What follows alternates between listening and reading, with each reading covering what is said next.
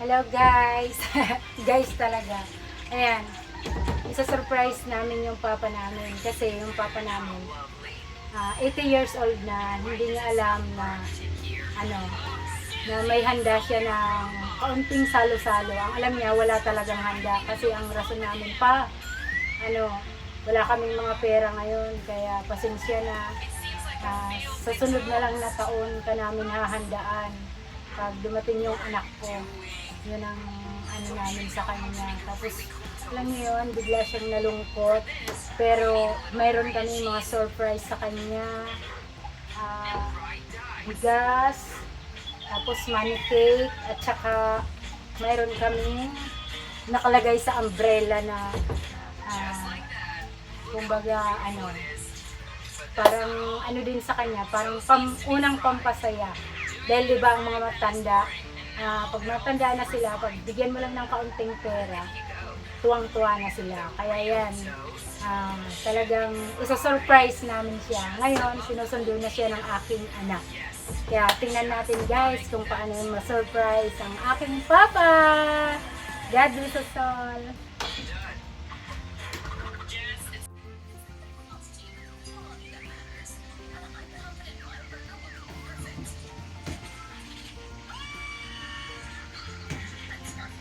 At ayan nga po mga kamanay, talagang umaga pa lang, namalingka ako ng maaga, nagluto ako ng fried chicken, pancit bacon, at saka kaunting mga pagsasalo-saluhan namin mga kamanay. At yung cake na yan, talagang pinagawa namin yan para lang ma-surprise yung aking papa. At yan yung iba mga binili ko na lang mga kamanay kasi dahil nagkakaedad na ako, talagang mabilis na rin ako mapagod. At yan, bumili rin kami ng isang sakong bigas at saka yung tag 10 kilos na tatlong sako na yan. Talagang doon sa kaunti na yun mga kamanay, gusto namin mapasaya ang aming papa. At ayan, talagang busy-busyhan kami mga kamanay sa kaunting salo-salo. Ayan. At saka talagang excited na ako mga kamanay na ma-surprise yung aking papa kasi napalungkot namin siya kanina kasi ang alam niya wala talaga siyang handa. Ipinakuha ko lang siya sa anak ko dahil ang rason ko, tingnan yung aming mga pananim na talungan kung ano ba ang dapat doon kasi sabi namin paano kayang dapat i-spray doon sa sa mga talong kasi parang mga inuud na siya pero hindi naman talaga inuud mga kamanay. Gusto lang namin siyang i-surprise para pumunta siya sa bahay. At ayan na mga kamanay, talagang ang ingay-ingay ko dyan. Ang ingay-ingay ko dyan mga kamanay. Pagpasensyahan nyo na ako. Talagang excited lang ako. Happy birthday, Papa! Yay! Happy birthday, Papa! Happy birthday, Papa! Yay! Yay! Yay! Pa! Happy birthday! Pa! Korawat ang payong! Pa, korawat ang payong!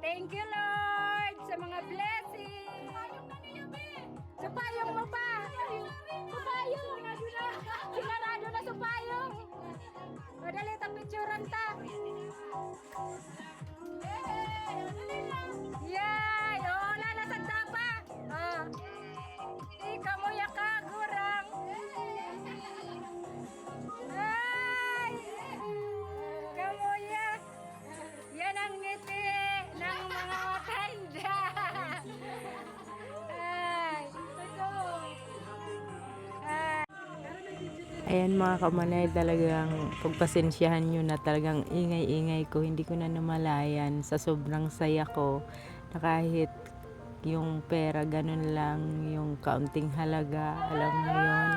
Talagang ang saya-saya ng puso ko na mapasaya ko yung aking papa kasi talagang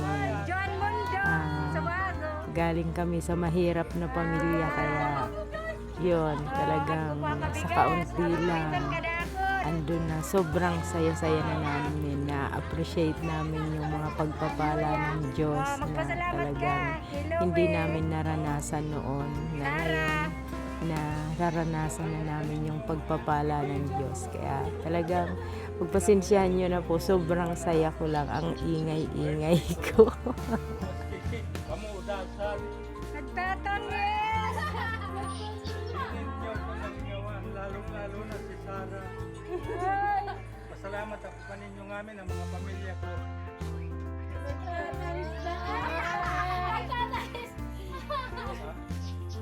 At yung mga kapatid ko, mga kamanay, yung panganay kong kapatid, si Ate Josie, si Cheryl, si Rodel, si Louie. Ayun, naka-video call na lang mga kamanay, kaya umiiyak yung papa ko.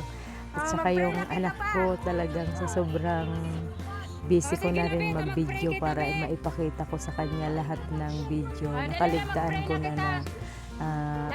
na i-video call yung anak ko. Sorry anak, Sarah. Kaya ayun, at least na i-video ko naman ng kumpleto. Kaya yun, naipakita ko rin sa aking anak na si Sarah dahil siya talaga yung nag-effort din para mapasaya yung kanyang lolo.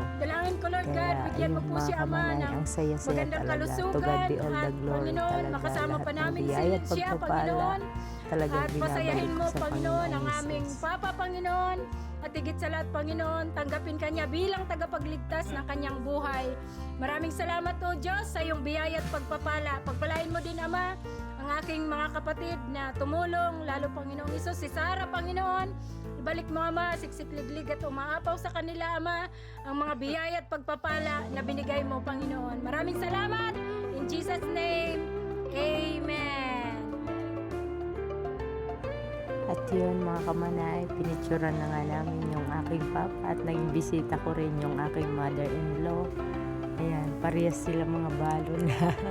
At yan, may kaunti rin akong bisita mga kamanay. At talagang ang saya-saya na kahit sa kaunti mga kamanay talagang nandun. Napakasarap sa puso na mapasaya yung magulang.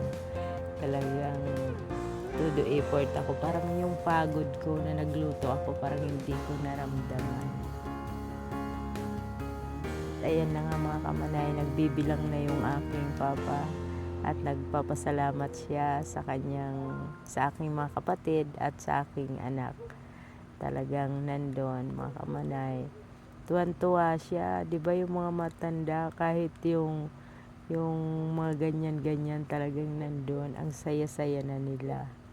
Sobrang na-appreciate nila. Iwan ko ba kung anong mayroon sa pera, bakit ang saya-saya pag nabibigyan ng pera. Talagang napapangiti natin yung ating mga magulang. Basta't ayun. Yun na yun mga kamanay. Talagang nagbibilang siya. Sabi ko, itago mo yan Sabi ko, para meron kang panggastos-gastos. Talagang nandun. Tuwang-tuwa kami kasi umabot siya sa ganyang edad, 80 years old. Salamat sa Panginoon dahil yung nanay ko, kahit nawala siya, naparanas din namin ng ganyan. Kaya nung tinatanong ko yung papa ko, sabi ko, paano bang gusto mo pag nag-birthday ka? Sabi ba niya naman, gusto ko ng money cake. Kaya yun mga kamanay, talagang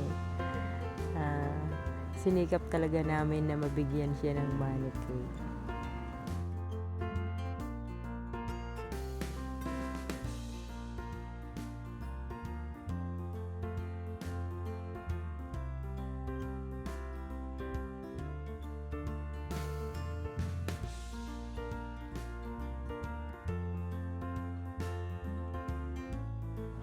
Ayan, maraming salamat po sa inyong panonood ng aking vlog, Manaysel. God bless us all. I love you all. God bless. Maraming salamat po.